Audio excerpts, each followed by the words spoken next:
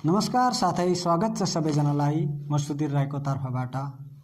आज चाहिँ म डिएक्सनको प्रोडक्टहरू कस्ता किसिमका जडीबुटीहरू कस्ता वस्तुहरूबाट चाहिँ निर्माण गरिन्छन् भन्ने विषयमा बोल्न गइरहेको छु।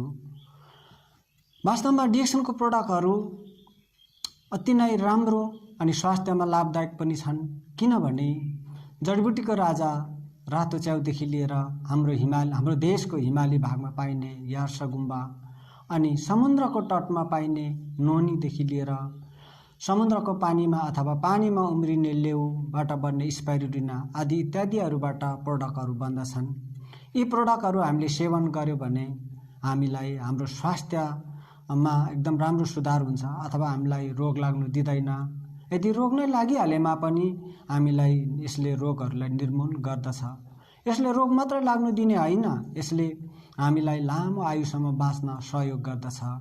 साथै यो सबै कुराको जानकारीको लागि हजुरहरूले तलको एरोमा थिच्नुहोला, थिचेर हजुरहरूले यो भिडियो हेर्नुहोला।